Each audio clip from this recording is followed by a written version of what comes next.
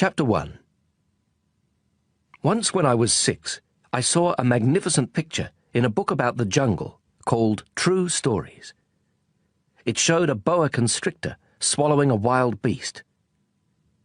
Here is a copy of the picture. In the book it said, "Boa constrictors swallow their prey whole, without chewing. Afterward they are no longer able to move, and they sleep during the 6 months of their digestion." In those days, I thought a lot about jungle adventures, and eventually managed to make my first drawing, using a coloured pencil. My drawing number 1 looked like this.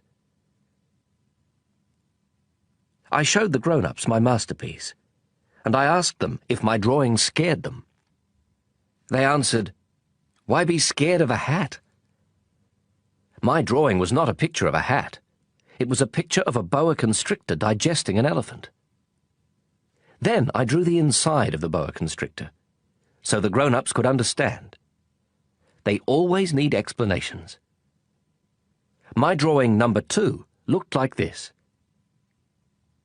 The grown-ups advised me to put away my drawings of boa constrictors, outside or inside, and apply myself instead to geography, history, arithmetic, and grammar.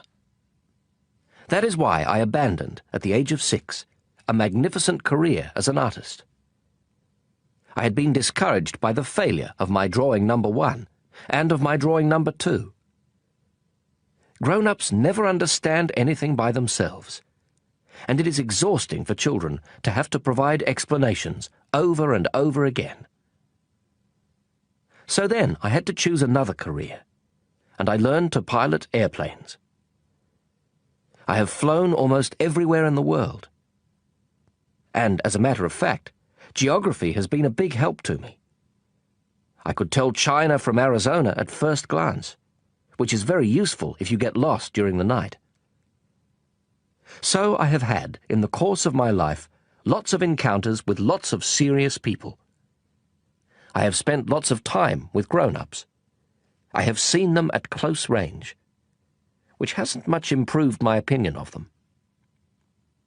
Whenever I encountered a grown-up who seemed to me at all enlightened, I would experiment on him with my drawing number 1, which I have always kept. I wanted to see if he really understood anything.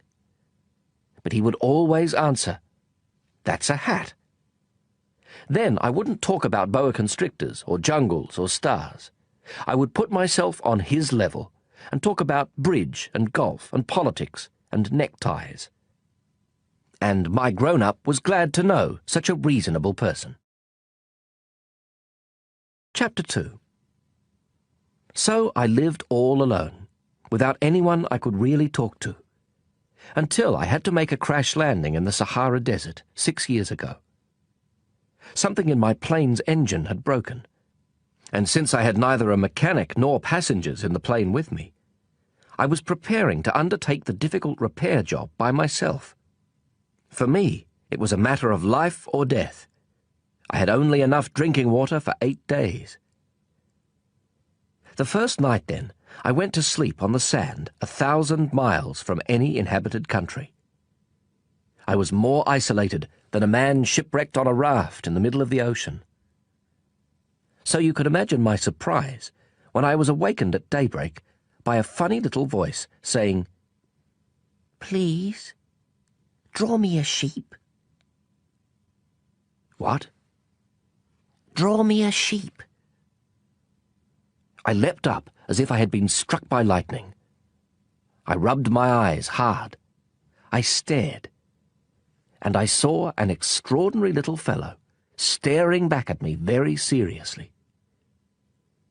Here is the best portrait I managed to make of him, later on. But of course, my drawing is much less attractive than my model. This is not my fault. My career as a painter was discouraged at the age of 6 by the grown-ups, and I have never learned to draw anything except boa constrictors, outside and inside. So I stared wide-eyed at this apparition. Don't forget that I was 1,000 miles from any inhabited territory. Yet this little fellow seemed to be neither lost nor dying of exhaustion, hunger or thirst. Nor did he seem scared to death. There was nothing in his appearance that suggested a child lost in the middle of the desert, 1,000 miles from any inhabited territory. When I finally managed to speak, I asked him, "But what are you doing here?" And then he repeated, very slowly and very seriously, "Please, draw me a sheep." In the face of an overpowering mystery, you don't dare disobey. Absurd as it seemed, 1,000 miles from all inhabited regions, and in danger of death, I took a scrap of paper and a pen out of my pocket. But then I remembered that I had mostly studied geography, history, arithmetic, and grammar, and I told the little fellow, rather crossly, that I didn't know how to draw. He replied, "That doesn't matter. Draw me a sheep." Since I had never drawn a sheep, I made him one of the only 2 drawings I knew how to make, the one of the boa constrictor from outside. And I was astounded to hear the little fellow answer, "No, no, I don't want an elephant inside a boa constrictor. A boa constrictor is very dangerous, and an elephant would get in the way. Where I live, everything is very small. I need a sheep. Draw me a sheep." So then I made a drawing. He looked at it carefully, and then said, "No, this one is already quite sick. Make another." I made another drawing. My friend gave me a kind, indulgent smile. "You can see for yourself. That's not a sheep. It's a ram. It has horns." So I made my 3rd drawing, but it was rejected, like the others. "This one's too old. I want a sheep that will live a long time." So then, impatiently, since I was in a hurry to start work on my engine, I scribbled this drawing and added, "This is just the crate. The sheep you want is inside."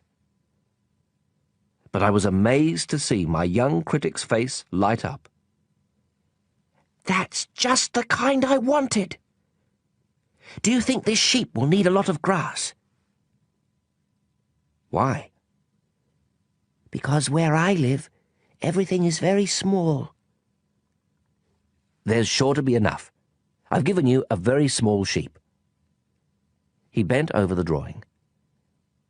"Not so small as all that. Look, he's gone to sleep." And that's how I made the acquaintance of the little prince. Chapter 3. It took me a long time to understand where he came from. The little prince, who asked me so many questions, never seemed to hear the ones I asked him. It was things he said quite at random that bit by bit explained everything.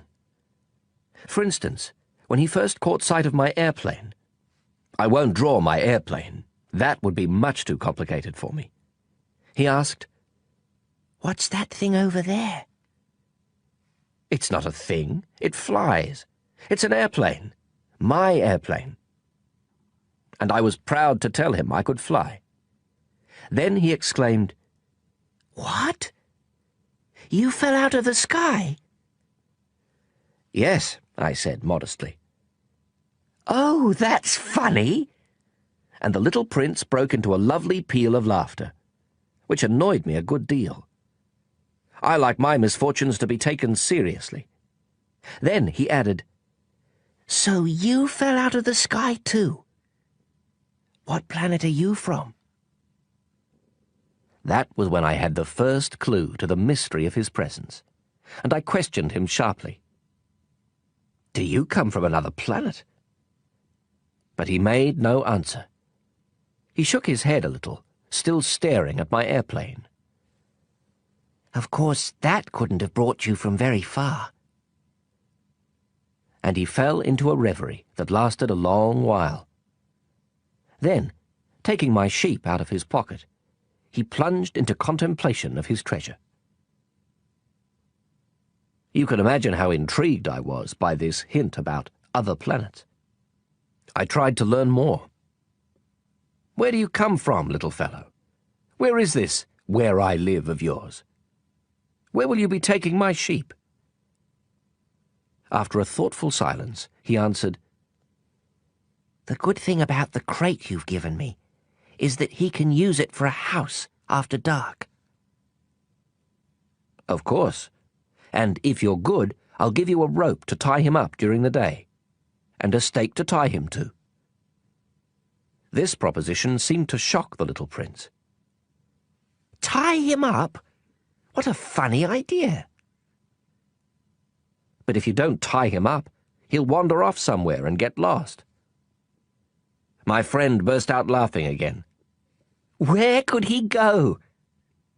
"Anywhere. Straight ahead." Then the little prince remarked quite seriously, "Even if he did, everything's so small where I live."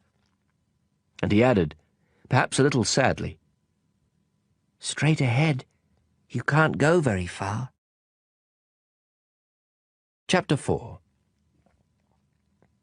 That was how I had learned a second very important thing, which was that the planet he came from was hardly bigger than a house. That couldn't surprise me much. I knew very well that except for the huge planets like Earth, Jupiter, Mars, and Venus, which have been given names, there are hundreds of others that are sometimes so small that it's very difficult to see them through a telescope. When an astronomer discovers one of them, he gives it a number instead of a name. For instance, he would call it Asteroid 325. I have serious reasons to believe that the planet the little prince came from is asteroid B612. This asteroid has been sighted only once by telescope, in 1909 by a Turkish astronomer, who had then made a formal demonstration of his discovery at an international astronomical congress. But no one had believed him on account of the way he was dressed. Grown-ups are like that. Fortunately for the reputation of asteroid B612, a Turkish dictator ordered his people, on pain of death, to wear European clothes. The astronomer repeated his demonstration in 1920, wearing a very elegant suit, and this time everyone believed him. If I've told you these details about asteroid B612, and if I've given you its number, it is on account of the grown-ups. Grown-ups like numbers. When you tell them about a new friend, they never ask questions about what really matters. They never ask, what does his voice sound like? What games does he like best? Does he collect butterflies? They ask, how old is he? How many brothers does he have? How much does he weigh? How much money does his father make? Only then do they think they know him. If you tell grown-ups, I saw a beautiful red brick house with geraniums at the window and doves on the roof, they won't be able to imagine such a house. You have to tell them, I saw a house worth 100,000 francs. Then they exclaim, what a pretty house. So if you tell them, the proof of the little prince's existence is that he was delightful, that he laughed, and that he wanted a sheep. When someone wants a sheep, that proves he exists. They shrug their shoulders and treat you like a child. But if you tell them, the planet he came from is asteroid B612, then they'll be convinced, and they won't bother you with their questions. That's the way they are. You must not hold it against them. Children should be very understanding of grown-ups. But of course, those of us who understand life couldn't care less about numbers. I should have liked to begin this story like a fairy tale. I should have liked to say, once upon a time there was a little prince who lived on a planet hardly any bigger than he was, and who needed a friend. For those who understand life, that would sound much truer. The fact is, I don't want my book to be taken lightly. Telling these memories is so painful for me. It's already been 6 years since my friend went away, taking his sheep with him. If I try to describe him here, it's so I won't forget him. It's sad to forget a friend. Not everyone has had a friend. And I might become like the grown-ups, who are no longer interested in anything but numbers. Which is still another reason why I've bought a box of paints and some pencils. It's hard to go back to drawing at my age, when you've never made any attempts since the one of a boa from inside and the one of a boa from outside at the age of 6. I'll certainly try to make my portraits as true to life as possible. But I'm not entirely sure of succeeding. One drawing works, and the next no longer bears any resemblance. And I'm a little off on his height, too.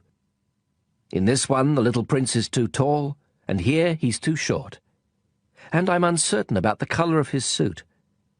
So I grope in one direction and another as best I can. In the end, I'm sure to get certain more important details all wrong. But here you'll have to forgive me. My friend never explained anything. Perhaps he thought I was like himself. But I, unfortunately, cannot see a sheep through the sides of a crate.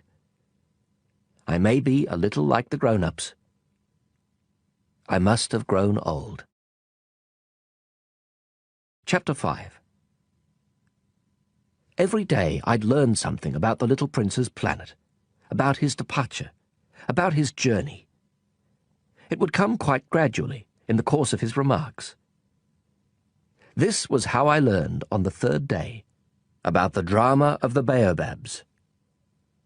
This time, too, I had the sheep to thank, for suddenly the little prince asked me a question, as if overcome by a grave doubt. Isn't it true that sheep eat bushes? Yes, that's right. Ah, I'm glad. I didn't understand why it was so important that sheep should eat bushes, but the little prince added, And therefore they eat baobabs too. I pointed out to the little prince that baobabs are not bushes but trees as tall as churches, and that even if he took a whole herd of elephants back to his planet, that herd couldn't finish off a single baobab. The idea of a herd of elephants made the little prince laugh.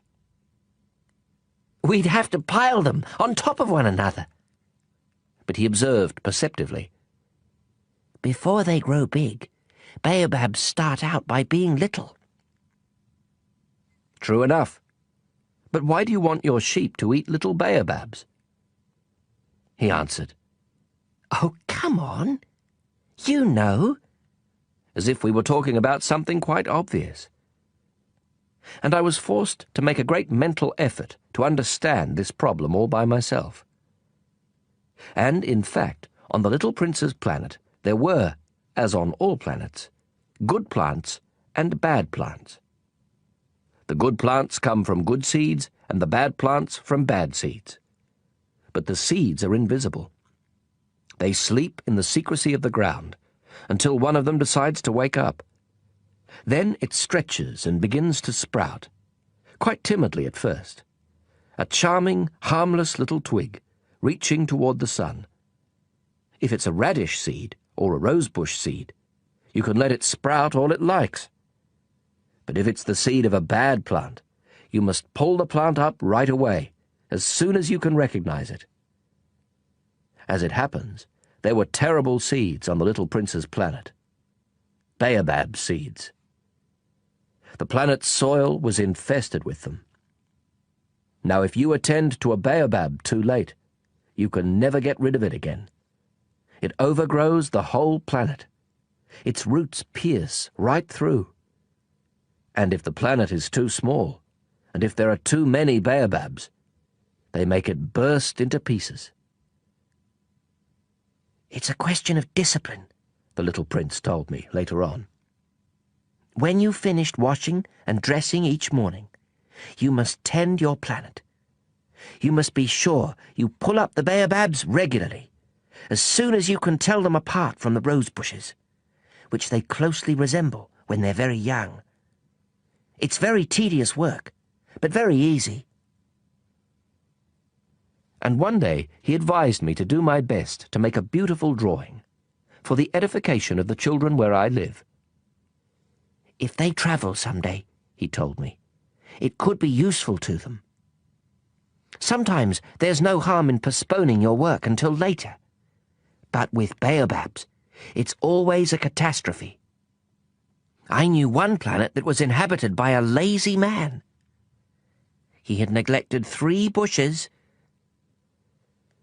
So, following the little prince's instructions, I have drawn that planet. I don't much like assuming the tone of a moralist, but the danger of baobabs is so little recognized, and the risks run by anyone who might get lost on an asteroid are so considerable, that for once I am making an exception to my habitual reserve. I say, children, watch out for baobabs. It's to warn my friends of a danger of which they, like myself, have long been unaware, that I worked so hard on this drawing. The lesson I'm teaching is worth the trouble. You may be asking, why are there no other drawings in this book as big as the drawing of the baobabs? There's a simple answer. I tried, but I couldn't manage it. When I drew the baobabs, I was inspired by a sense of urgency. Chapter 6. O Little Prince, gradually this was how I came to understand your sad little life. For a long time your only entertainment was the pleasure of sunsets. I learned this new detail on the morning of the 4th day, when you told me, I really like sunsets. Let's go look at one now. But we have to wait. What for? For the sun to set. At first you seemed quite surprised, and then you laughed at yourself, and you said to me, I think I'm still at home. Indeed. When it's noon in the United States, the sun, as everyone knows, is setting over France. If you could fly to France in 1 minute, you could watch the sunset. Unfortunately, France is much too far. But on your tiny planet, all you had to do was move your chair a few feet, and you would watch the twilight whenever you wanted to. One day I saw the sunset 44 times. And a little later you added, You know, when you're feeling very sad, sunsets are wonderful. On the day of the 44 times, were you feeling very sad? But the little prince didn't answer. Chapter 7. On the 5th day, thanks again to the sheep, another secret of the little prince's life was revealed to me. Abruptly, with no preamble, he asked me, as if it were the fruit of a problem long pondered in silence. If a sheep eats bushes, does it eat flowers too? A sheep eats whatever it finds. Even flowers that have thorns? Yes, even flowers that have thorns. Then what good are thorns? I didn't know. At that moment I was very busy, trying to unscrew a bolt that was jammed in my engine.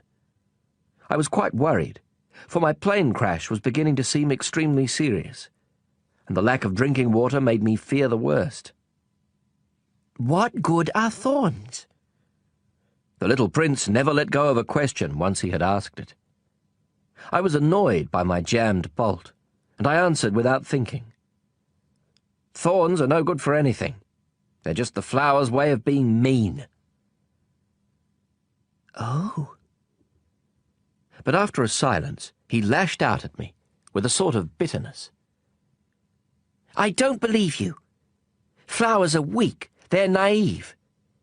They reassure themselves whatever way they can. They believe their thorns make them frightening. I made no answer. At that moment I was thinking, if this bolt stays jammed, I'll knock it off with the hammer. Again the little prince disturbed my reflections. Then you think flowers, No, not at all. I don't think anything. I just said whatever came into my head. I'm busy here with something serious. He stared at me, astounded. Something serious? He saw me holding my hammer, my fingers black with grease, bending over an object he regarded as very ugly. You talk like the grown-ups. That made me a little ashamed. But he added, mercilessly, You confuse everything. You've got it all mixed up. He was really very annoyed. He tossed his golden curls in the wind. I know a planet inhabited by a red-faced gentleman. He's never smelled a flower. He's never looked at a star. He's never loved anyone. He's never done anything except add up numbers. And all day long he says over and over, just like you, I'm a serious man. I'm a serious man. And that puffs him up with pride. But he's not a man at all. He's a mushroom. He's a what? A mushroom. The little prince was now quite pale with rage. For millions of years, flowers have been producing thorns. For millions of years, sheep have been eating them all the same. And it's not serious? Trying to understand why flowers go to such trouble to produce thorns that are good for nothing? It's not important, the war between the sheep and the flowers? It's not more serious and more important than the numbers that fat red gentleman is adding up?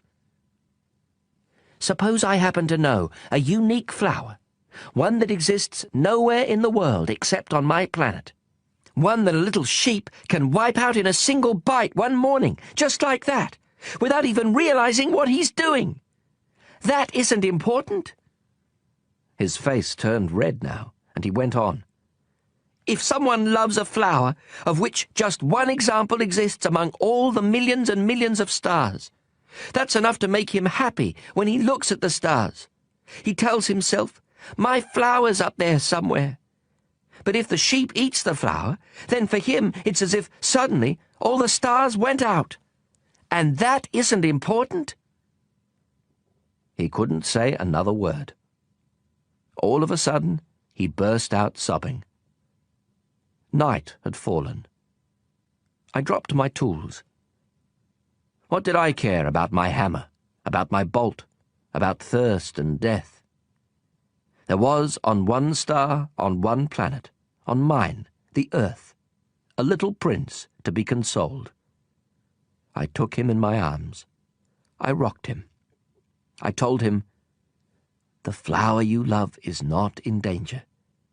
I'll draw you a muzzle for your sheep. I'll draw you a fence for your flower. I didn't know what to say, how clumsy I felt. I didn't know how to reach him, where to find him. It's so mysterious, the land of tears. Chapter 8. I soon learned to know that flower better.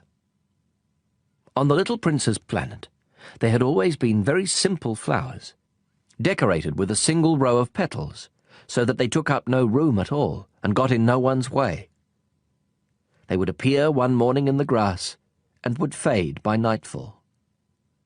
But this one had grown from a seed brought from who knows where, and the little prince had kept a close watch over a sprout that was not like any of the others.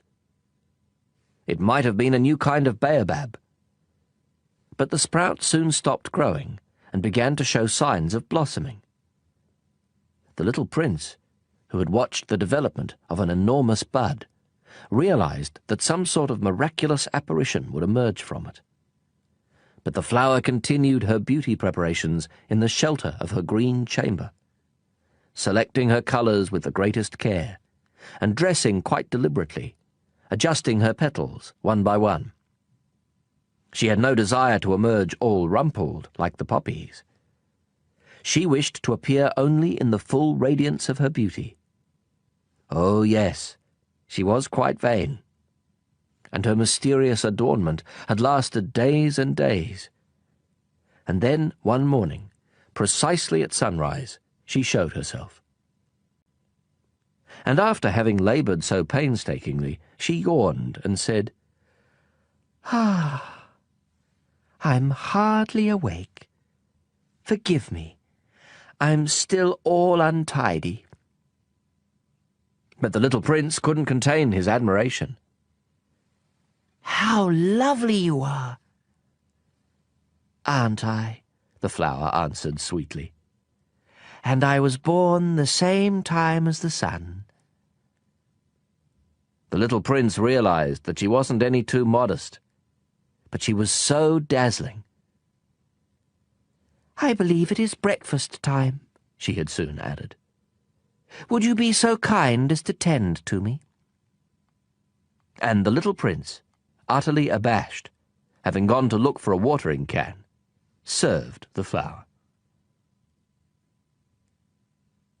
She had soon begun tormenting him with her rather touchy vanity. One day, for instance, alluding to her 4 thorns, she remarked to the little prince, "I'm ready for tigers with all their claws." "There are no tigers on my planet," the little prince had objected. "And besides, tigers don't eat weeds."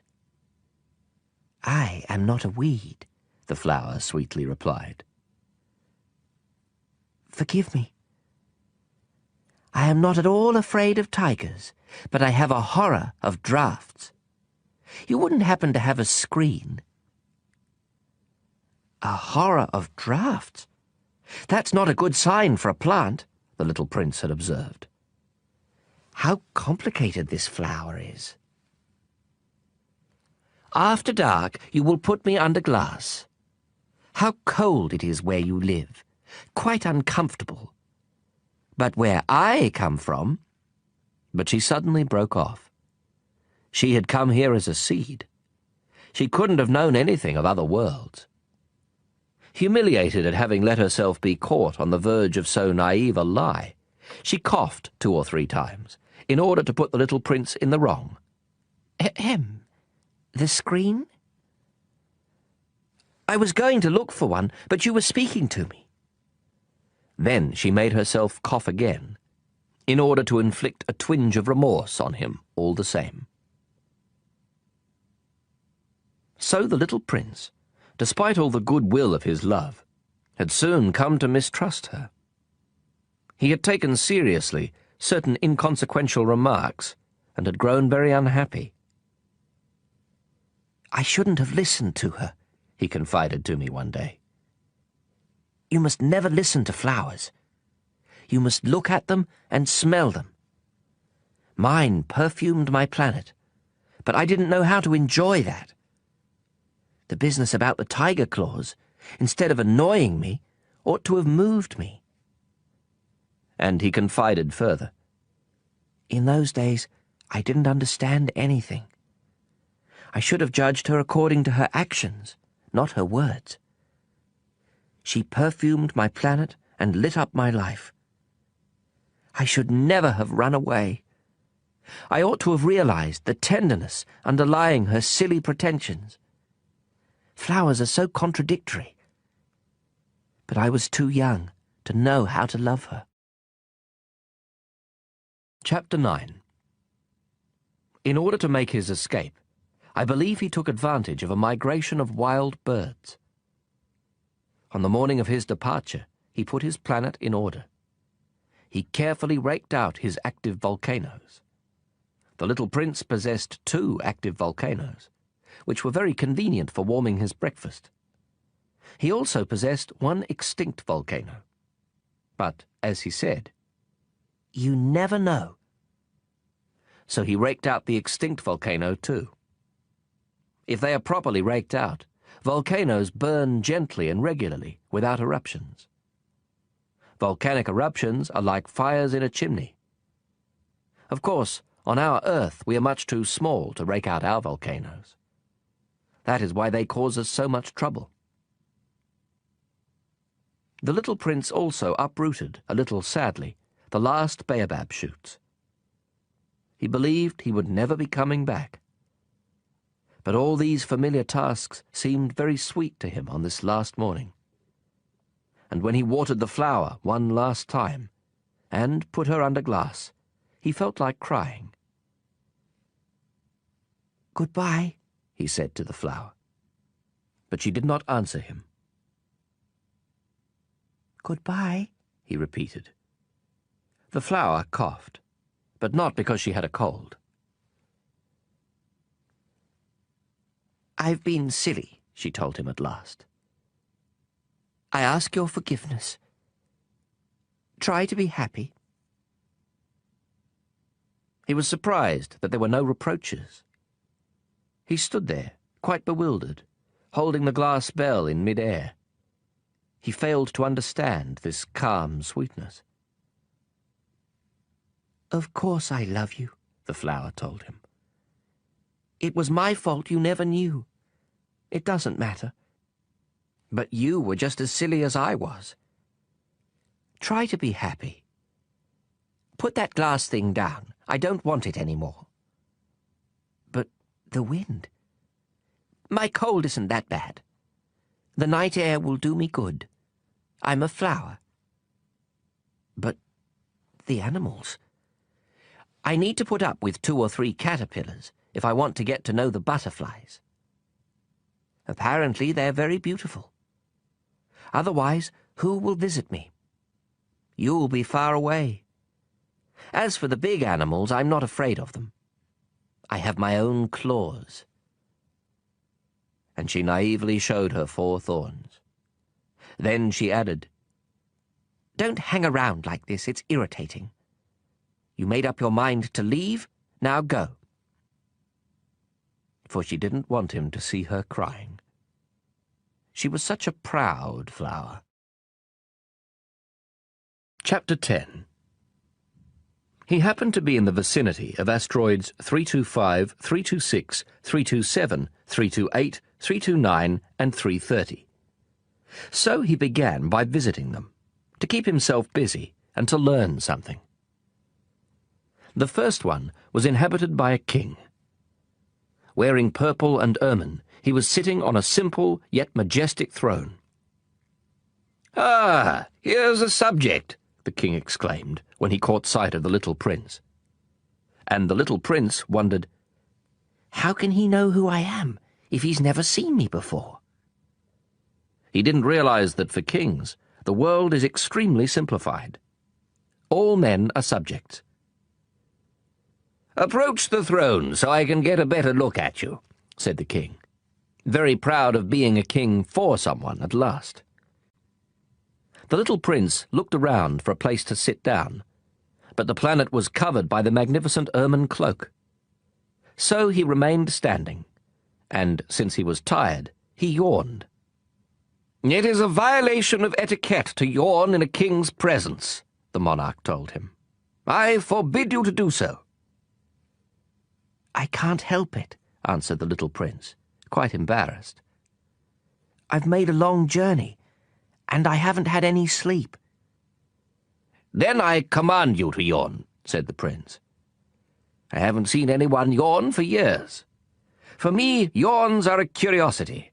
Come on, yawn again. It is an order." "That intimidates me. I can't do it now," said the little prince, blushing deeply. "Well, well," the king replied. "Then I command you to yawn sometimes, and sometimes to, He was sputtering a little and seemed annoyed.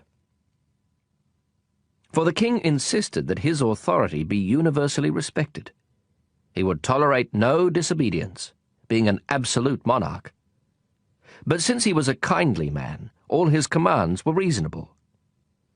"If I were to command," he would often say, "if I were to command a general to turn into a seagull, and if the general did not obey, that would not be the general's fault, it would be mine." "May I sit down?" the little prince timidly inquired. "I command you to sit down," the king replied, majestically gathering up a fold of his ermine robe. But the little prince was wondering. The planet was tiny. Over what could the king really reign? "Sire," he ventured, "excuse me for asking." "I command you to ask," the king hastened to say. "Sire, over what do you reign?" "Over everything," the king answered with great simplicity. "Over everything?" With a discreet gesture, the king pointed to his planet, to the other planets, and to the stars. "Over all that?" asked the little prince. "Over all that," the king answered. For not only was he an absolute monarch, but a universal monarch as well. "And do the stars obey you?" "Of course," the king replied. "They obey immediately. I tolerate no insubordination." Such power amazed the little prince. If he had wielded it himself, he could have watched not 44, but 72, or even 100, even 200 sunsets on the same day, without ever having to move his chair. And since he was feeling rather sad, on account of remembering his own little planet, which he had forsaken, he ventured to ask a favour of the king. "I'd like to see a sunset. Do me a favour, Your Majesty. Command the sun to set." "If I commanded a general to fly from one flower to the next like a butterfly, or to write a tragedy, or to turn into a seagull, and if the general did not carry out my command, which of us would be in the wrong, the general or me?" "You would be," said the little prince, quite firmly. "Exactly. One must command from each what each can perform," the king went on. "Authority is based first of all upon reason. If you command your subjects to jump in the ocean, there will be a revolution. I am entitled to command obedience because my orders are reasonable." "Then my sunset?" insisted the little prince, who never let go of a question once he had asked it. "You shall have your sunset. I shall command it. But I shall wait, according to my science of government, until conditions are favourable." "And when will that be?" inquired the little prince. "Well, well," replied the king, first consulting a large calendar. "Well, well, that will be that will be tonight around 7:40, and you'll see how well I am obeyed." The little prince yawned. He was regretting his lost sunset. And besides, he was already growing a little bored. "I have nothing further to do here," he told the king. "I'm going to be on my way." "Do not leave," answered the king, who was so proud of having a subject. "Do not leave. I shall make you my minister." "A minister of what?" Of justice." "But there's no one here to judge." "You never know," the king told him. "I have not yet explored the whole of my realm. I am very old. I have no room for a carriage, and it wearies me to walk." "Oh, but I've already seen for myself," said the little prince, leaning forward to glance one more time at the other side of the planet. "There's no one over there either." "Then you shall pass judgment on yourself," the king answered. "That is the hardest thing of all. It is much harder to judge yourself than to judge others. If you succeed in judging yourself, it's because you are truly a wise man." "But I can judge myself anywhere," said the little prince. "I don't need to live here." "Well, well," the king said. "I have good reason to believe that there is an old rat living somewhere on my planet. I hear him at night. You could judge that old rat. From time to time, you will condemn him to death. That way his life will depend on your justice. But you'll pardon him each time, for economy's sake. There's only one rat." "I don't like condemning anyone to death," the little prince said. "And now I think I'll be on my way." "No," said the king. The little prince, having completed his preparations, had no desire to aggrieve the old monarch. "If your Majesty desires to be promptly obeyed, he should give me a reasonable command. He might command me, for instance, to leave before this minute is up. It seems to me that conditions are favourable." The king having made no answer, the little prince hesitated at first, and then, with a sigh, took his leave. "I make you my ambassador," the king hastily shouted after him. He had a great air of authority. "Grown-ups are so strange," the little prince said to himself as he went on his way. Chapter 11. The second planet was inhabited by a very vain man. "Ah, a visit from an admirer," he exclaimed, when he caught sight of the little prince, still at some distance. To vain men, other people are admirers. "Hello," said the little prince. "That's a funny hat you're wearing." "It's for answering acclamations," the very vain man replied. "Unfortunately, no one ever comes this way." "Is that so?" said the little prince, who did not understand what the vain man was talking about. "Clap your hands," directed the man. The little prince clapped his hands, and the vain man tipped his hat in modest acknowledgement. "This is more entertaining than the visit to the king," the little prince said to himself, and he continued clapping. The very vain man continued tipping his hat in acknowledgement. After 5 minutes of this exercise, the little prince tired of the game's monotony. "And what would make the hat fall off?" he asked. But the vain man did not hear him. Vain men never hear anything but praise. "Do you really admire me a great deal?" he asked the little prince. "What does that mean, admire?" "To admire means to acknowledge that I am the handsomest, the best dressed, the richest, and the most intelligent man on the planet." "But you're the only man on your planet." "Do me this favour. Admire me all the same." "I admire you," said the little prince, with a little shrug of his shoulders. "But what is there about my admiration that interests you so much?" And the little prince went on his way. "Grown-ups are certainly very strange," he said to himself, as he continued on his journey. Chapter 12. The next planet was inhabited by a drunkard. This visit was a very brief one, but it plunged the little prince into a deep depression. "What are you doing there?" he asked the drunkard, whom he found sunk in silence before a collection of empty bottles and a collection of full ones. "Drinking," replied the drunkard, with a gloomy expression. "Why are you drinking?" the little prince asked. "To forget," replied the drunkard. "To forget what?" inquired the little prince, who was already feeling sorry for him. "To forget that I'm ashamed," confessed the drunkard, hanging his head. "What are you ashamed of?"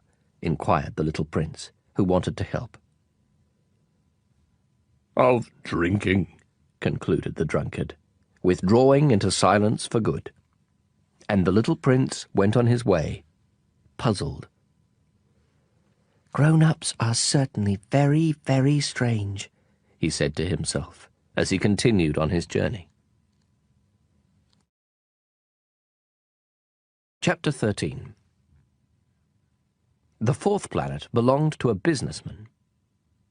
This person was so busy that he didn't even raise his head when the little prince arrived.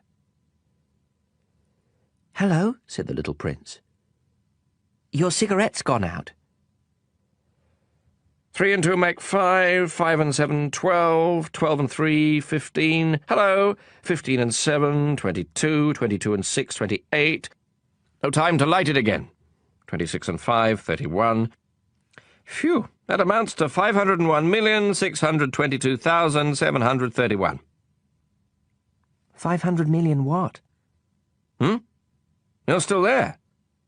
501 million... I don't remember. I have so much work to do. I'm a serious man. I can't be bothered with trifles. 2 and 5, 7... 501 million what? Repeated the little prince, who had never in his life let go of a question once he had asked it.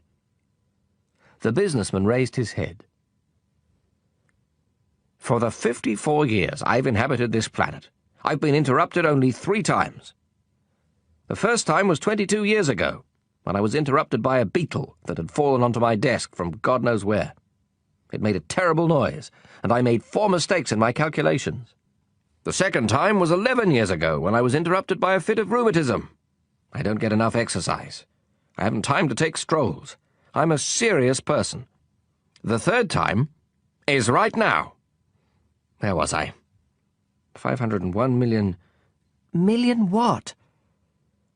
The businessman realized that he had no hope of being left in peace. Oh, of those little things you sometimes see in the sky. Flies? No, those little shiny things. Bees? No, those little golden things that make lazy people daydream. Now, I'm a serious person. I have no time for daydreaming. Ah, you mean the stars. Yes, that's it, stars. And what do you do with 500 million stars? 501,622,731. I'm a serious person, and I'm accurate. And what do you do with those stars? What do I do with them? Yes. Nothing. I own them. You own the stars? Yes. But I've already seen a king who... Kings don't own, they reign over. It's quite different. And what good does owning the stars do you? It does me the good of being rich. And what good does it do you to be rich? It lets me buy other stars, if somebody discovers them. The little prince said to himself, This man argues a little like my drunkard. Nevertheless, he asked more questions. How can someone own the stars? To whom do they belong? Retorted the businessman grumpily. I don't know. To nobody. Then they belong to me, because I thought of it first. And that's all it takes? Of course. When you find a diamond that belongs to nobody in particular, then it's yours. When you find an island that belongs to nobody in particular, it's yours. When you're the first person to have an idea, you patent it and it's yours. Now I own the stars, since no one before me ever thought of owning them. That's true enough, the little prince said. And what do you do with them? I manage them. I count them and then count them again, the businessman said. It's difficult work, but I'm a serious person. The little prince was still not satisfied. If I own a scarf, I can tie it around my neck and take it away. If I own a flower, I can pick it and take it away. But you can't pick the stars. No, but I can put them in the bank. What does that mean? That means that I write the numbers of my stars on a slip of paper, and then I lock that slip of paper in a drawer. And that's all? That's enough. That's amusing, thought the little prince. And even poetic, but not very serious. The little prince had very different ideas about serious things from those of the grown-ups. I own a flower myself, he continued, which I water every day. I own 3 volcanoes which I rake out every week.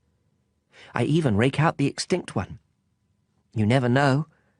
So it's of some use to my volcanoes, and it's useful to my flower that I own them. But you're not useful to the stars.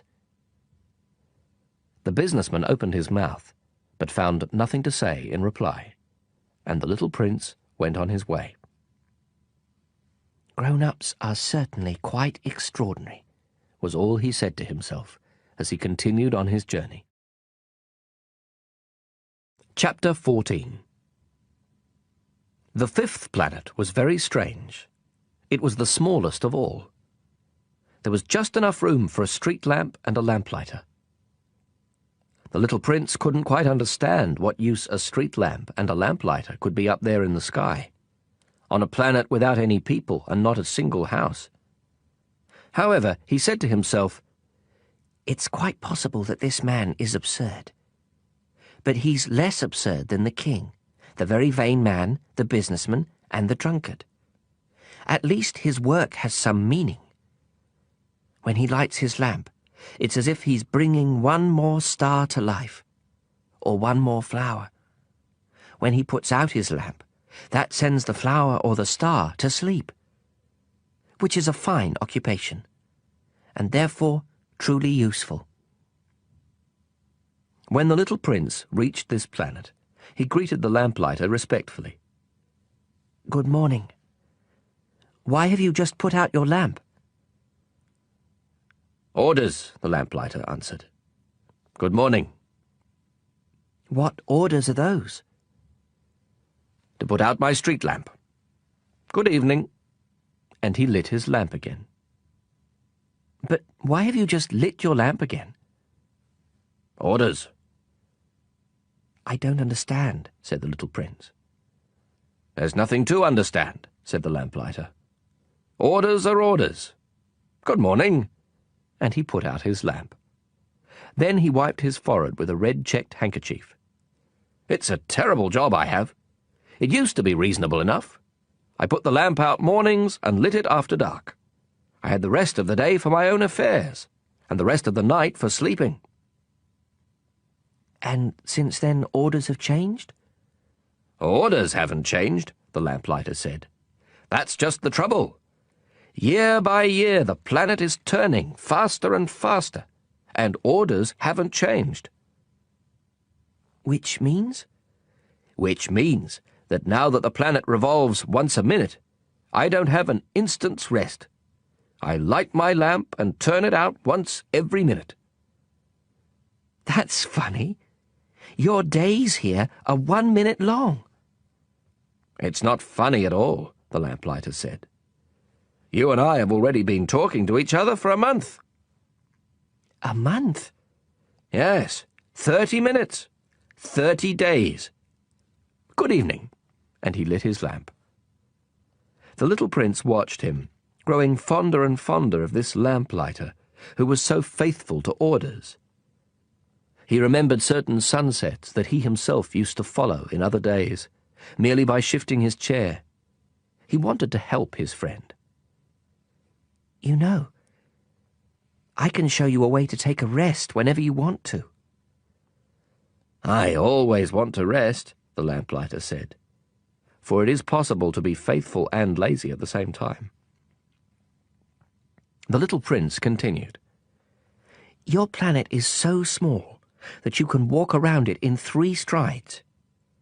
All you have to do is walk more slowly, and you'll always be in the sun. When you want to take a rest, just walk, and the day will last as long as you want it to." "What good does that do me?" the lamplighter said, "when the one thing in life I want to do is sleep?" "Then you're out of luck," said the little prince. "I am," said the lamplighter. "Good morning." And he put out his lamp. "Now that man," the little prince said to himself as he continued on his journey, "that man would be despised by all the others, by the king, by the very vain man, by the drunkard, by the businessman. Yet he's the only one who doesn't strike me as ridiculous. Perhaps it's because he's thinking of something besides himself." He heaved a sigh of regret and said to himself again, "That man is the only one I might have made my friend. But his planet is really too small. There's not room for 2. What the little prince dared not admit was that he most regretted leaving that planet because it was blessed with 1,440 sunsets every 24 hours. Chapter 15. The sixth planet was 10 times bigger than the last. It was inhabited by an old gentleman who wrote enormous books. "Ah, here comes an explorer," he exclaimed when he caught sight of the little prince, who was feeling a little winded and sat down on the desk. He had already travelled so much and so far. "Where do you come from?" the old gentleman asked him. "What's that big book?" asked the little prince. "What do you do with it?" "I'm a geographer," the old gentleman answered. "And what's a geographer?" "A scholar who knows where the seas are, and the rivers, the cities, the mountains and the deserts." "That is very interesting," the little prince said. "Here at last is someone who has a real profession." And he gazed around him at the geographer's planet. He had never seen a planet so majestic. "Your planet is very beautiful," he said. "Does it have any oceans?" "I couldn't say," said the geographer. "Oh." The little prince was disappointed. "And mountains?" "I couldn't say," said the geographer. "And cities and rivers and deserts?" "I couldn't tell you that either," the geographer said. "But you're a geographer." "You're right," said the geographer. "But I'm not an explorer. There's not one explorer on my planet. A geographer doesn't go out to describe cities, rivers, mountains, seas, oceans, and deserts. A geographer is too important to go wandering about. He never leaves his study. But he receives the explorers there. He questions them, and he writes down what they remember. And if the memories of one of the explorers seem interesting to him, then the geographer conducts an inquiry into that explorer's moral character." "Why is that?" "Because an explorer who told lies would cause disasters in the geography books, as would an explorer who drank too much." "Why is that?" the little prince asked again. "Because drunkards see double, and the geographer would write down 2 mountains where there was only 1. "I know someone," said the little prince, "who would be a bad explorer." "Possibly. Well, when the explorer's moral character seems to be a good one, an investigation is made into his discovery." "By going to see it?" "No, that would be too complicated. But the explorer is required to furnish proofs. For instance, if he claims to have discovered a large mountain, he is required to bring back large stones from it." The geographer suddenly grew excited. "But you come from far away. You're an explorer. You must describe your planet for me." And the geographer, having opened his logbook, sharpened his pencil. Explorers' reports are first recorded in pencil. Ink is used only after proofs have been furnished. "Well?" said the geographer expectantly. "Oh, where I live," said the little prince, "is not very interesting. It's so small. I have 3 volcanoes, 2 active and 1 extinct. But you never know." "You never know," said the geographer. "I also have a flower." "We don't record flowers," the geographer said. "Why not? It's the prettiest thing." "Because flowers are ephemeral." "What does ephemeral mean?" "Geographies," said the geographer, "are the finest books of all. They never go out of fashion. It is extremely rare for a mountain to change position. It is extremely rare for an ocean to be drained of its water. We write eternal things." "But extinct volcanoes can come back to life," the little prince interrupted. "What does ephemeral mean?" "Whether volcanoes are extinct or active comes down to the same thing for us," said the geographer. "For us, what counts is the mountain. That doesn't change." "But what does ephemeral mean?" repeated the little prince, who had never in all his life let go of a question once he had asked it. It means what is threatened by imminent disappearance.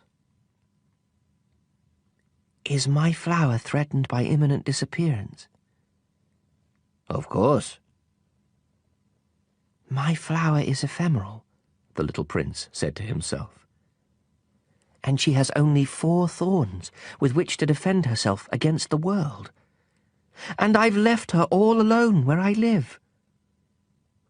That was his first impulse of regret.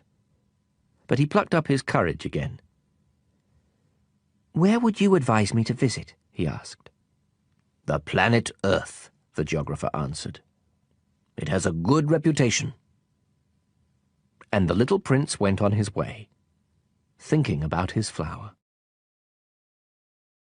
Chapter 16. The 7th planet, then, was the Earth. The Earth is not just another planet.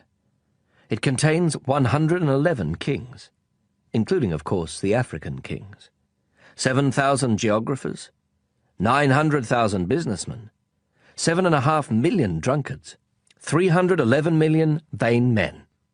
In other words, about 2 billion grown-ups. To give you a notion of the Earth's dimensions, I can tell you that before the invention of electricity, it was necessary to maintain, over the whole of 6 continents, a veritable army of 462,511 lamplighters. Seen from some distance, this made a splendid effect. The movements of this army were ordered like those of a ballet.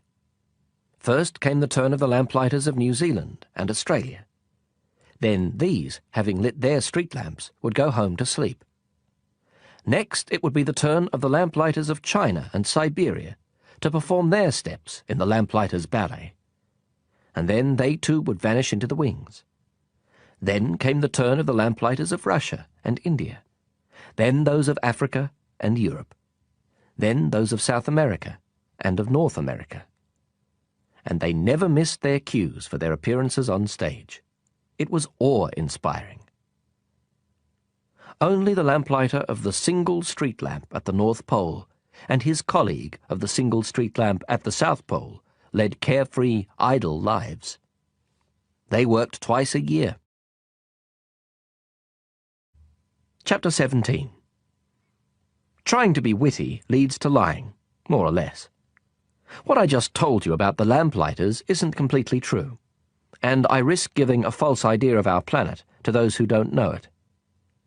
Men occupy very little space on Earth.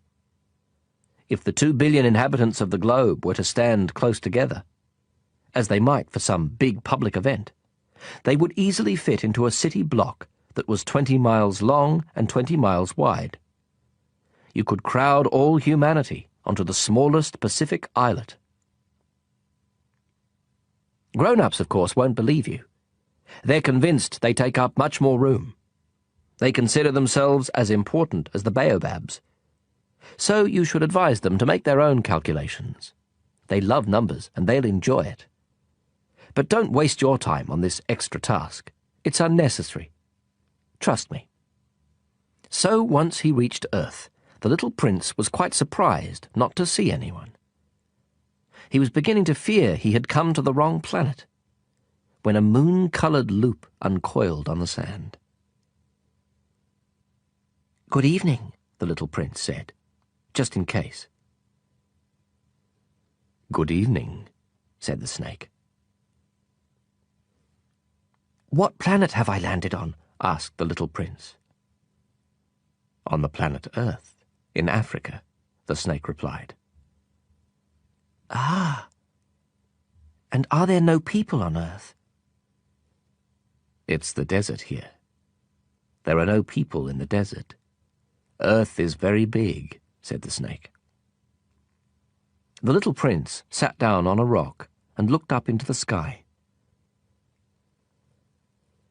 "I wonder," he said, "if the stars are lit up so that each of us can find his own some day.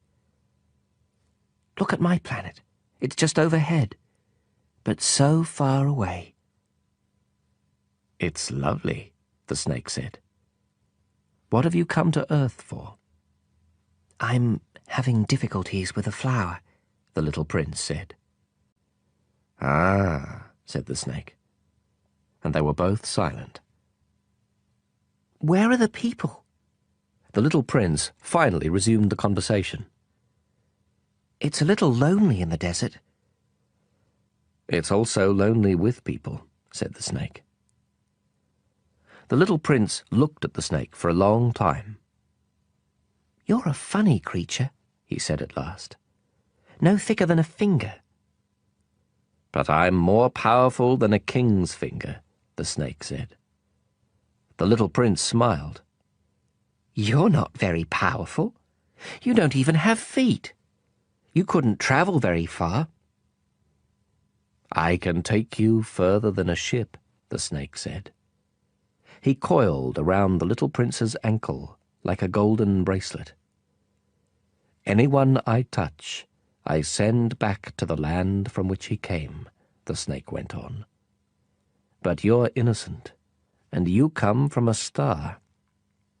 The little prince made no reply.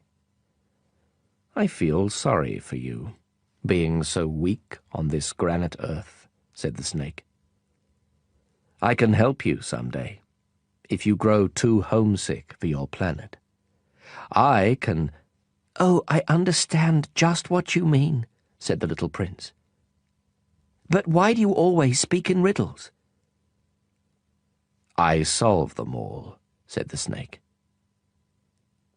And they were both silent. Chapter 18. The little prince crossed the desert and encountered only one flower. A flower with 3 petals. A flower of no consequence. "Good morning," said the little prince. "Good morning," said the flower. "Where are the people?" the little prince inquired politely. The flower had one day seen a caravan passing. "People? There are 6 or 7 of them, I believe, in existence. I caught sight of them years ago, but you never know where to find them. The wind blows them away. They have no roots, which hampers them a good deal." "Goodbye," said the little prince. "Goodbye," said the flower. Chapter 19. The little prince climbed a high mountain. The only mountains he had ever known were the 3 volcanoes, which came up to his knee. And he used the extinct volcano as a footstool. "From a mountain as high as this one," he said to himself, "I'll get a view of the whole planet, and all the people on it." But he saw nothing but rocky peaks as sharp as needles. "Hello," he said, just in case. "Hello, hello, hello," the echo answered. "Who are you?" asked the little prince. "Who are you? Who are you? Who are you?" the echo answered. "Let's be friends. I'm lonely," he said. "I'm lonely, I'm lonely, I'm lonely," the echo answered. "What a peculiar planet," he thought. "It's all dry and sharp and hard. And people here have no imagination. They repeat whatever you say to them. Where I live, I had a flower.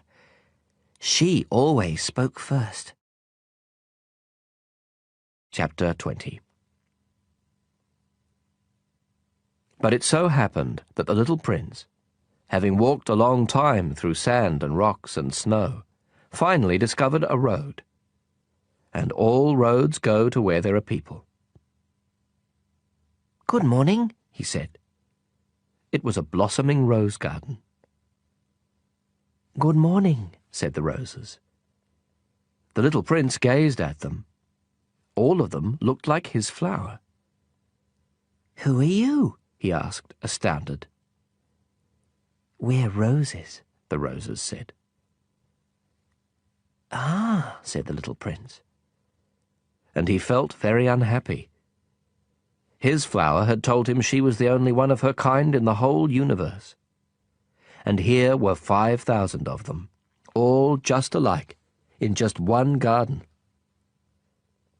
She would be very annoyed, he said to himself, if she saw this. She would cough terribly and pretend to be dying to avoid being laughed at. And I'd have to pretend to be nursing her.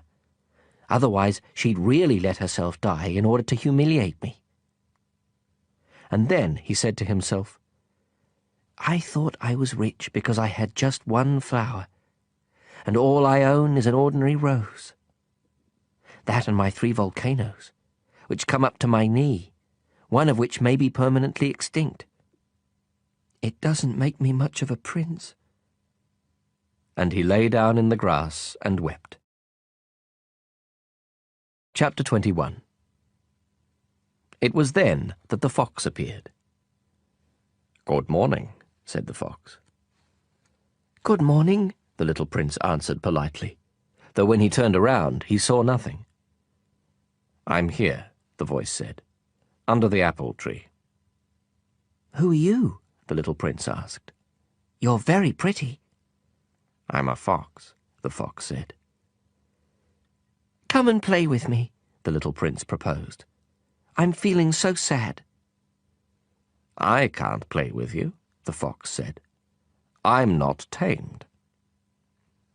Ah, excuse me, said the little prince.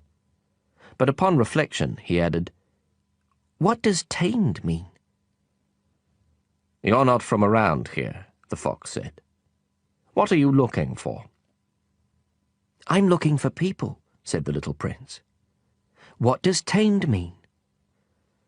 "People," said the fox, "have guns and they hunt. It's quite troublesome. And they also raise chickens. That's the only interesting thing about them.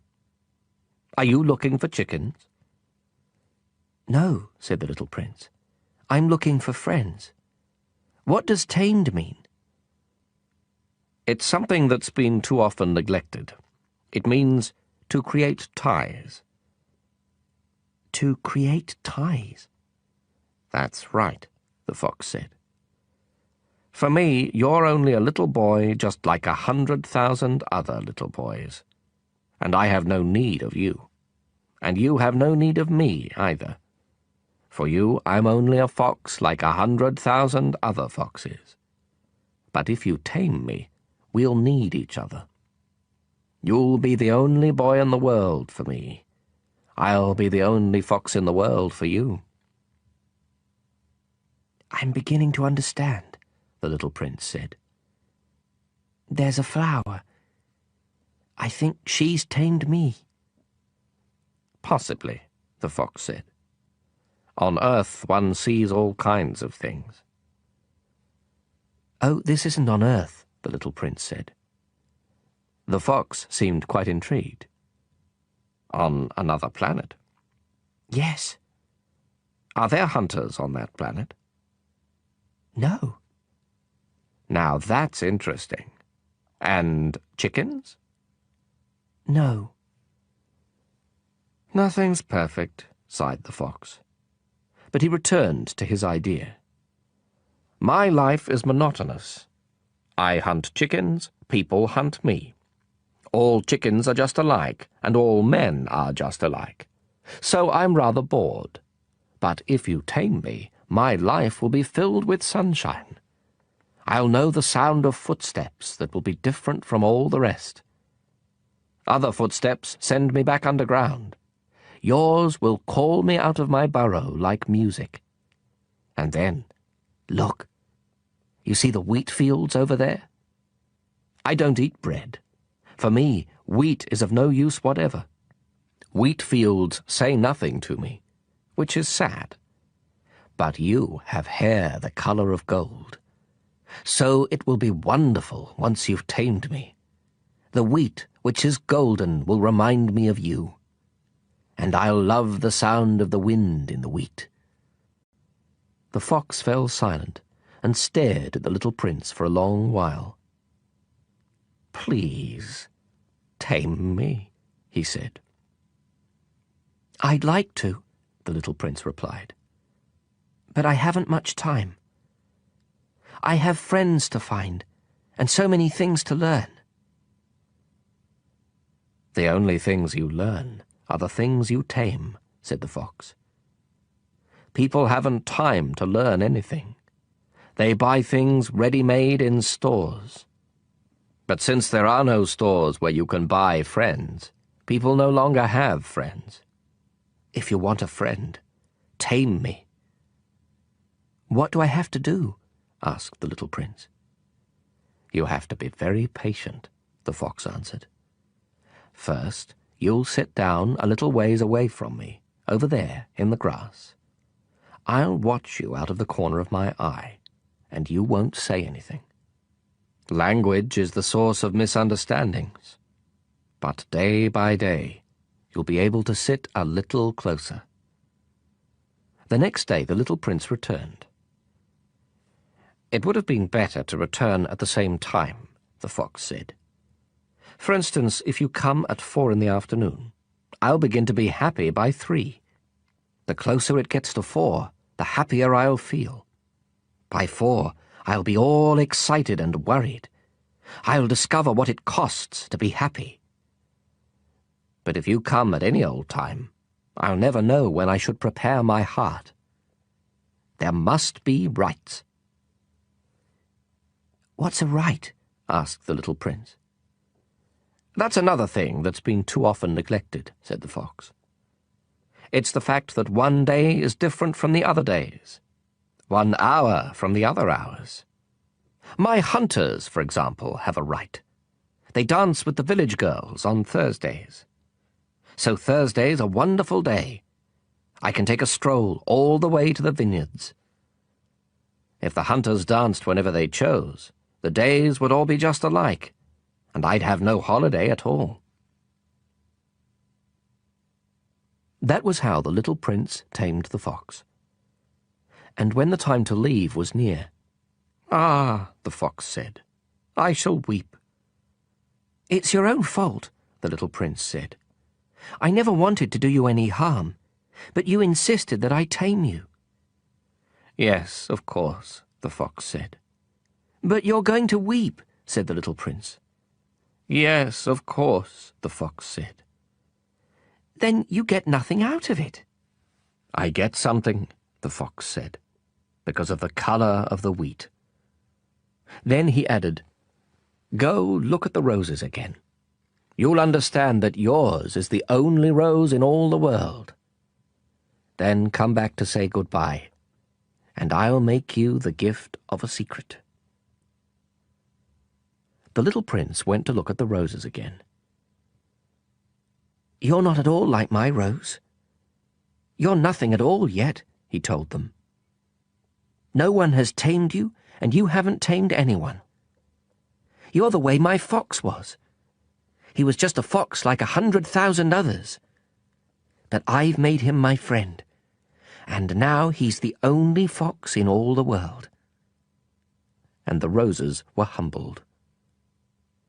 "You're lovely, but you're empty," he went on.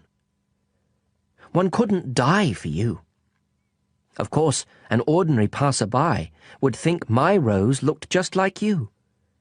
But my rose, all on her own, is more important than all of you together, since she's the one I've watered, since she's the one I put under glass, since she's the one I sheltered behind a screen, since she's the one for whom I killed the caterpillars, except the 2 or 3 for butterflies, since she's the one I listened to when she complained or when she boasted, or even sometimes when she said nothing at all, since she's my rose."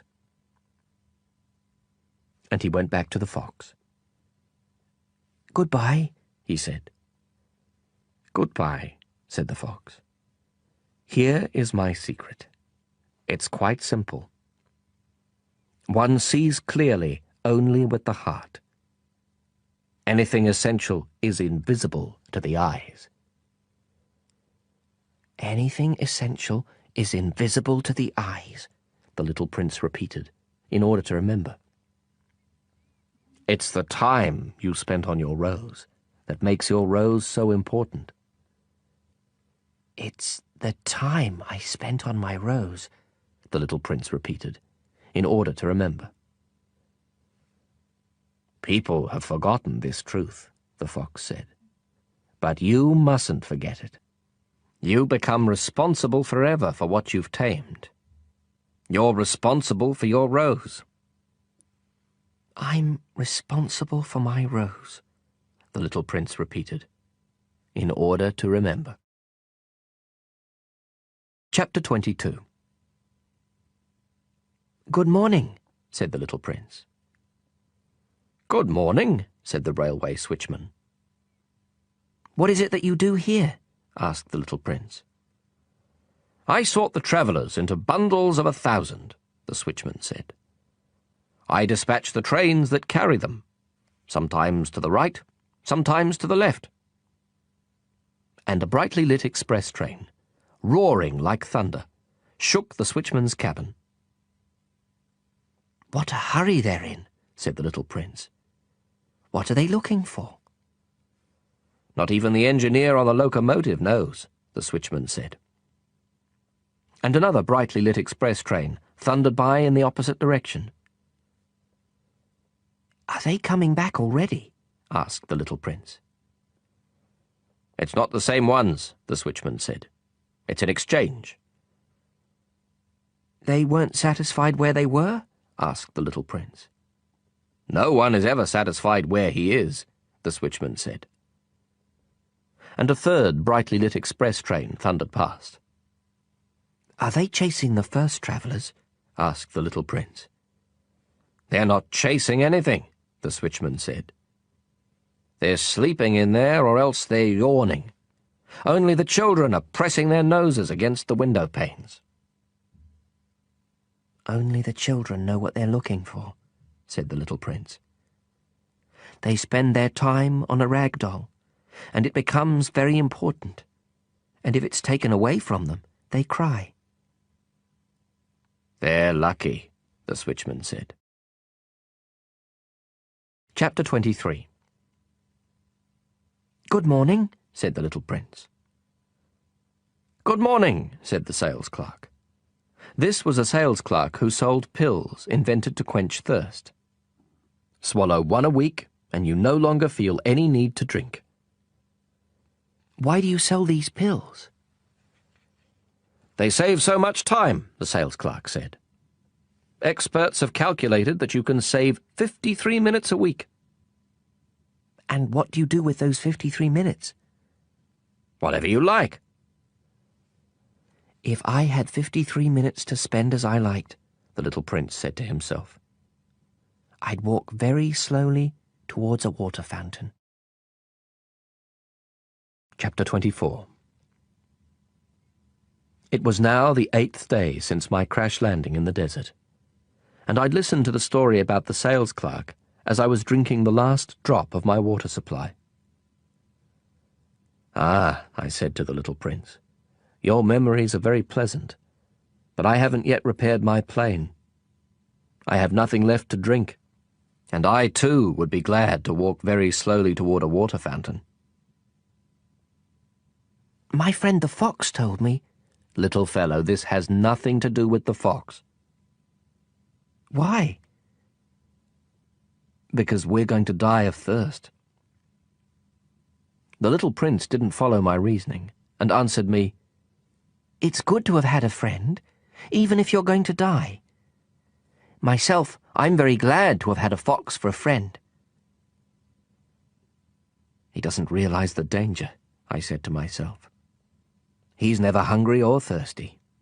A little sunlight is enough for him. But the little prince looked at me and answered my thought. I'm thirsty too. Let's find a well. I made an exasperated gesture. It is absurd looking for a well at random in the vastness of the desert. But even so, we started walking.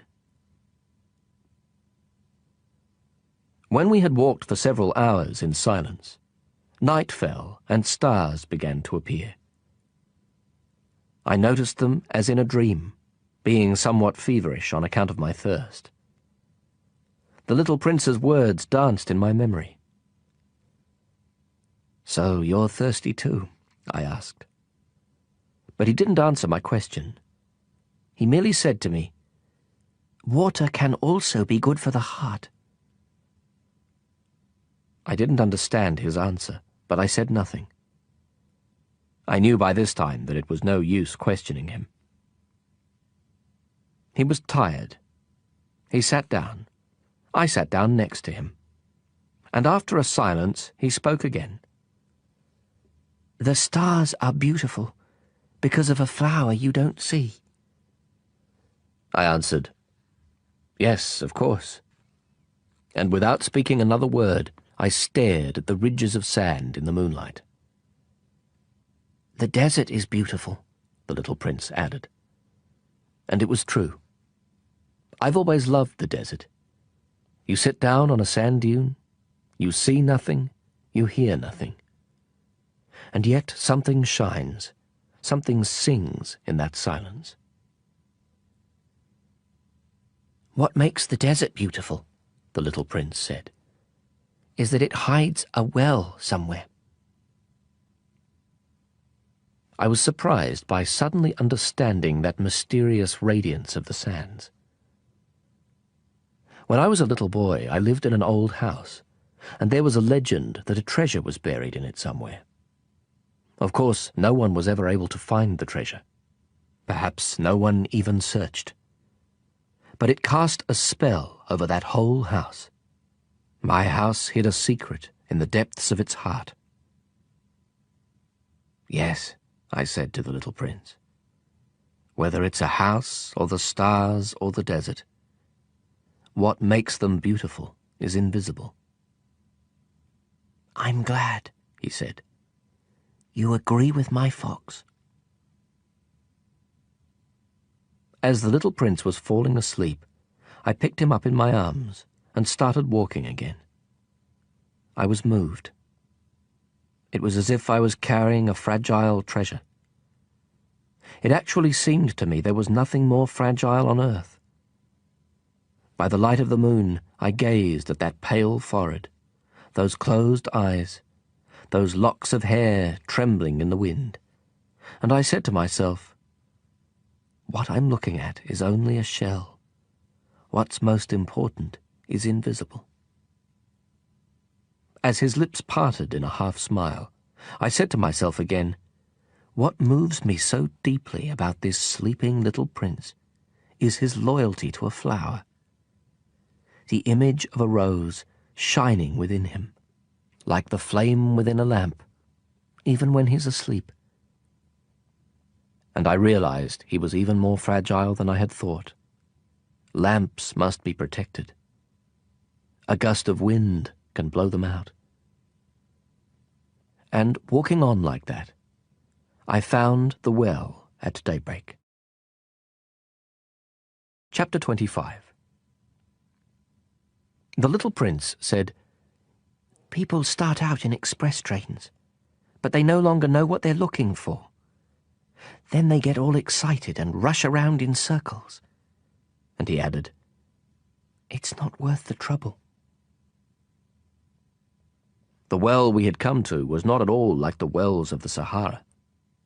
The wells of the Sahara are no more than holes dug in the sand. This one looked more like a village well, but there was no village here, and I thought I was dreaming. "It's strange," I said to the little prince. "Everything is ready, the pulley, the bucket, and the rope." He laughed, grasped the rope, and set the pulley working. And the pulley groaned the way an old weather vane groans when the wind has been asleep a long time. "Hear that?" said the little prince. "We've awakened this well, and it's singing." I didn't want him to tire himself out. "Let me do that," I said to him. "It's too heavy for you." Slowly I hoisted the bucket to the edge of the well. I set it down with great care. The song of the pulley continued in my ears, and I saw the sun glisten on the still trembling water. "I'm thirsty for that water," said the little prince. Let me drink some." And I understood what he'd been looking for. I raised the bucket to his lips. He drank, eyes closed. It was as sweet as a feast. That water was more than merely a drink. It was born of our walk beneath the stars, of the song of the pulley, of the effort of my arms. It did the heart good, like a present. When I was a little boy, the Christmas tree lights, the music of midnight mass, the tenderness of people's smiles, made up in the same way the whole radiance of the Christmas present I received. "People where you live," the little prince said, "grow 5,000 roses in one garden, yet they don't find what they're looking for." "They don't find it," I answered. "And yet what they're looking for could be found in a single rose, or a little water." "Of course," I answered. And the little prince added, "But eyes are blind. You have to look with the heart." I had drunk the water. I could breathe easy now. The sand at daybreak is honey-coloured, and that colour was making me happy too. Why then did I also feel so sad? "You must keep your promise," said the little prince, sitting up again beside me. "What promise?" "You know, a muzzle for my sheep. I'm responsible for this flower." I took my drawings out of my pocket. The little prince glanced at them and laughed as he said, "Your baobabs look more like cabbages." "Oh." I had been so proud of the baobabs. "Your fox, his ears, look more like horns, and they're too long." And he laughed again. "You're being unfair, my little prince," I said. "I never knew how to draw anything but boas from the inside and boas from the outside." "Oh, that'll be all right," he said. "Children understand." So then I drew a muzzle, and with a heavy heart I handed it to him. "You've made plans I don't know about." But he didn't answer. He said, "You know, I fall to earth. Tomorrow will be the first anniversary." Then, after a silence, he continued, "I landed very near here." And he blushed.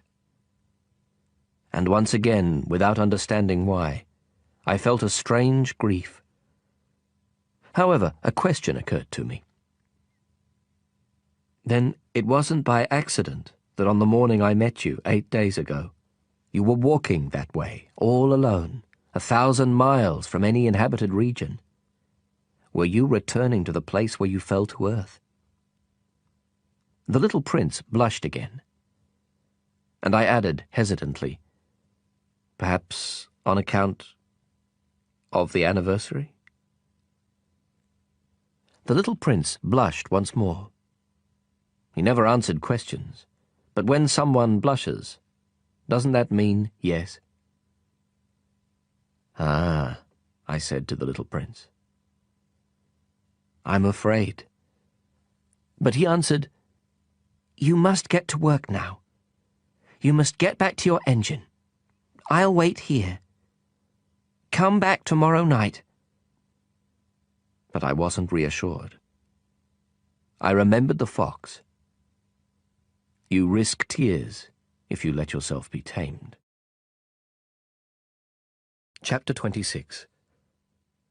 Beside the well, there was a ruin, an old stone wall. When I came back from my work the next evening, I caught sight of my little prince from a distance. He was sitting on top of the wall, legs dangling, and I heard him talking. "Don't you remember?" he was saying. "This isn't exactly the place." Another voice must have answered him then, for he replied, "Oh yes, it's the right day, but this isn't the place." I continued walking toward the wall. I still could neither see nor hear anyone, yet the prince answered again. Of course. You'll see where my tracks begin on the sand. Just wait for me there.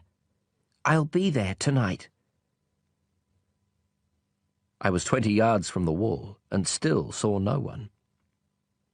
Then the little prince said, after a silence, Your poison is good? You're sure it won't make me suffer long? I stopped short, my heart pounding, but I still didn't understand. Now go away, the little prince said. I want to get down from here. Then I looked down toward the foot of the wall and gave a great start. There, coiled in front of the little prince, was one of those yellow snakes that can kill you in 30 seconds. As I dug into my pocket for my revolver, I stepped back. But at the noise I made, the snake flowed over the sand like a trickling fountain, and without even hurrying, slipped away between the stones with a faint metallic sound. I reached the wall just in time to catch my little prince in my arms, his face white as snow. What's going on here? You're talking to snakes now? I had loosened the yellow scarf he always wore. I had moistened his temples and made him drink some water. And now I didn't dare ask him anything more. He gazed at me with a serious expression and put his arms round my neck. I felt his heart beating like a dying bird's when it's been shot. He said to me, I'm glad you found what was the matter with your engine. Now you'll be able to fly again. How did you know? I was just coming to tell him that I had been successful beyond all hope. He didn't answer my question. All he said was, I'm leaving today too. And then, sadly, It's much further. It's much more difficult. I realized that something extraordinary was happening. I was holding him in my arms like a little child, yet it seemed to me that he was dropping headlong into an abyss, and I could do nothing to hold him back. His expression was very serious now, lost and remote. I have your sheep, and I have the crate for it, and the muzzle. And he smiled sadly. I waited a long time. I could feel that he was reviving a little. Little fellow, you were frightened. Of course he was frightened. But he laughed a little. I'll be much more frightened tonight. Once again I felt chilled by the sense of something irreparable. And I realized I couldn't bear the thought of never hearing that laugh again. For me, it was like a spring of fresh water in the desert. Little fellow, I want to hear you laugh again. But he said to me, Tonight it'll be a year. My star will be just above the place where I fell last year. Little fellow, it's a bad dream, isn't it? All this conversation with the snake and the meeting place and the star. But he didn't answer my question. All he said was, The important thing is what can't be seen. Of course. It's the same as for the flower. If you love a flower that lives on a star, then it's good at night to look up at the sky. All the stars are blossoming. Of course. It's the same for the water. The water you gave me to drink was like music, on account of the pulley and the rope. You remember? It was good. Of course. At night you look up at the stars. It's too small where I live for me to show you where my star is. It's better that way. My star will be one of the stars for you. So you'll like looking at all of them. They'll all be your friends. And besides, I have a present for you. He laughed again. Ah, little fellow, I love hearing that laugh. That'll be my present. Just that. It'll be the same as for the water. What do you mean? People have stars, but they aren't the same. For travellers, the stars are guides. For other people, they're nothing but tiny lights. And for still others, for scholars, they're problems. For my businessmen, they were gold. But all those stars are silent stars. You, though, you'll have stars like nobody else. What do you mean? When you look up at the sky at night, since I'll be living on one of them, since I'll be laughing on one of them, for you, it'll be as if all the stars are laughing. You'll have stars that can laugh. And he laughed again. And when you're consoled, everyone eventually is consoled. You'll be glad you've known me. You'll always be my friend. You'll feel like laughing with me. And you'll open your window sometimes, just for the fun of it. And your friends will be amazed to see you laughing while you're looking up at the sky. Then you'll tell them, yes, it's the stars. They always make me laugh. And they'll think you're crazy. It'll be a nasty trick I played on you. And he laughed again. And it'll be as if I had given you, instead of stars, a lot of tiny bells that know how to laugh. And he laughed again. Then he grew serious once more. Tonight, you know, don't come. I won't leave you.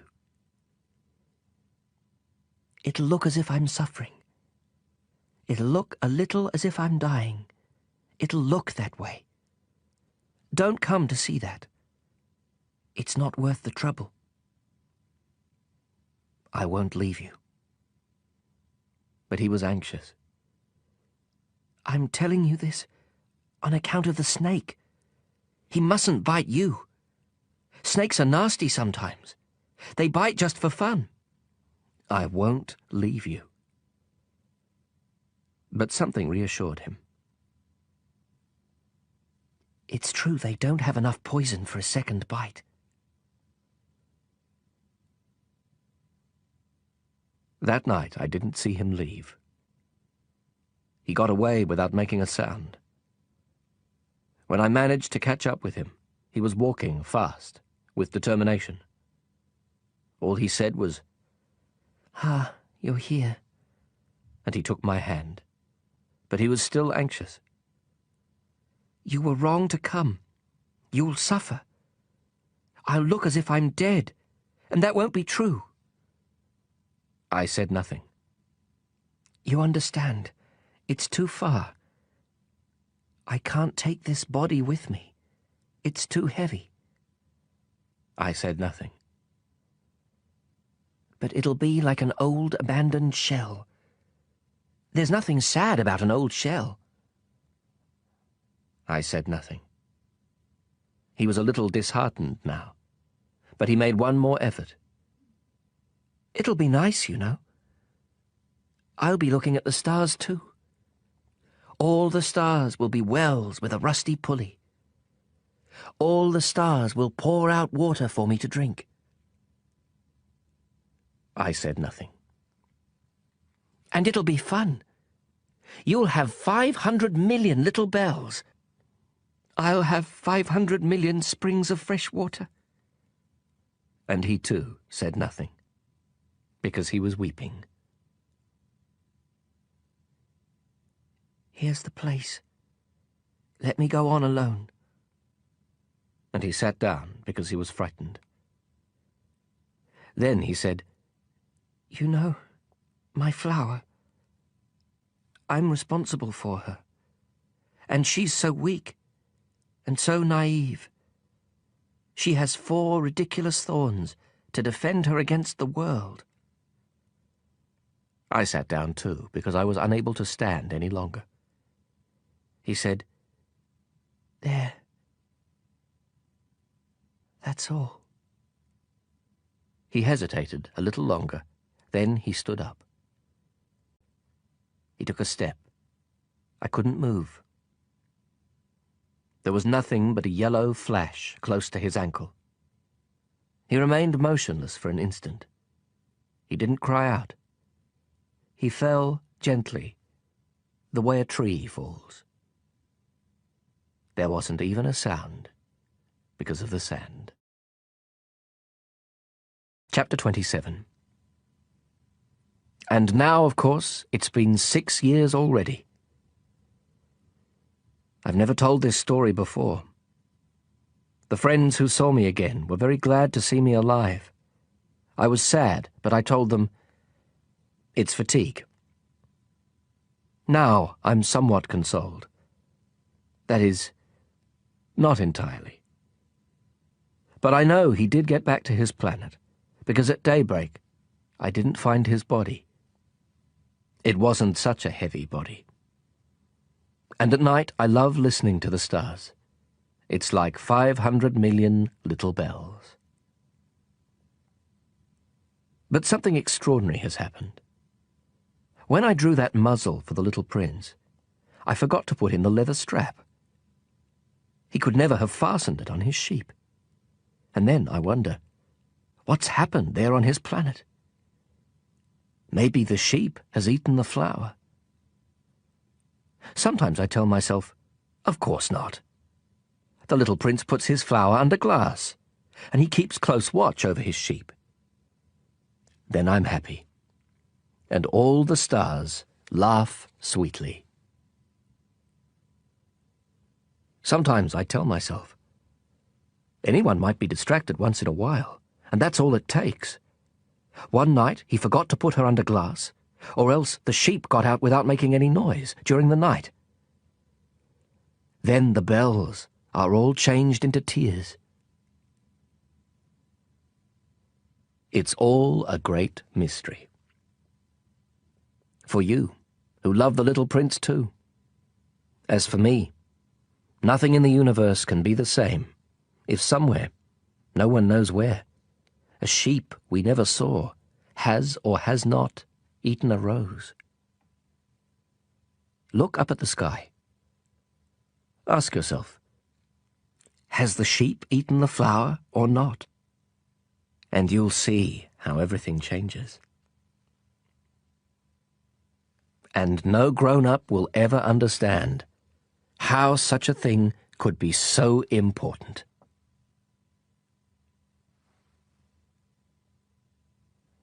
For me, this is the loveliest and the saddest landscape in the world.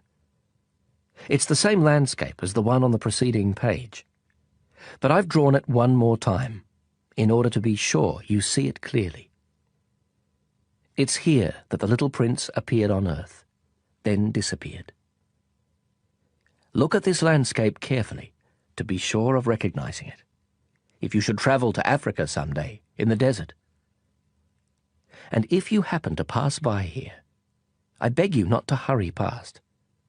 Wait a little, just under the star. Then, if a child comes to you, if he laughs, if he has golden hair, if he doesn't answer your questions, you'll know who he is. If this should happen, be kind. Don't let me go on being so sad. Send word immediately that he's come back.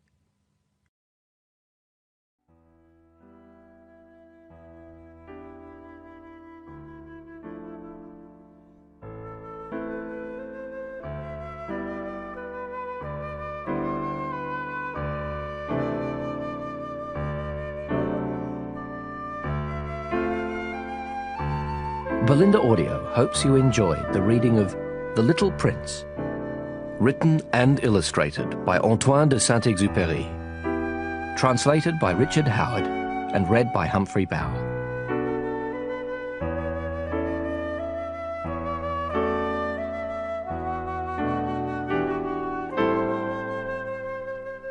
Translator's note. In April 1943, Le Petit Prince was published in New York, a year before Antoine de Saint-Exupery was shot down over the Mediterranean by German reconnaissance planes. The English translation, by Catherine Woods, was copyrighted the same year, and the work was dedicated in that translation to The Child Who Became Léon Vert. All grown-ups were once children, although few of them remember it. As in the case of contemporaries like Mann and Gide, the latter a great admirer of Saint-Exupéry, new versions of canonical translations raise questions, or at least suspicions, of lèse majesté. A second translator into English of The Little Prince accepts the responsibility of such an imputation, for it must be acknowledged that all translations date. Certain works never do. A new version of a work 57 years old is entitled, and indeed is obliged, to persist further in the letter of that work. Each decade has its circumlocutions, its compliances. The translator seeks these out, as we see in Ms. Wood's pioneer endeavours, falls back on period makeshifts rather than confronting the often radical outrage of what the author, in his incomparable originality, ventures to say. The translator, it is seen in the fullness of time, so rarely ventures in this fashion, but rather falls back, as I say. It is the peculiar privilege of the next translator, in his own day and age, to sally forth, to be inordinate instead of placating or merely plausible. Time reveals all translation to be paraphrase, and it is in the longing for a standard version of a beloved work that we must begin again, we translators, that we must overtake one another. Richard Howard, June 2000.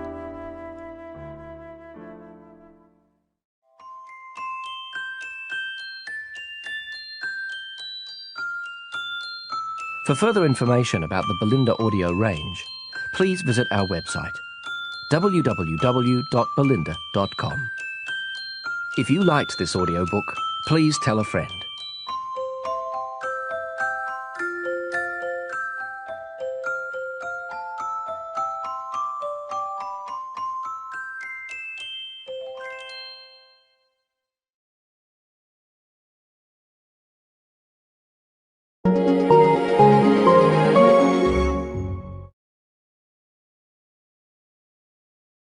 Audible hopes you have enjoyed this program.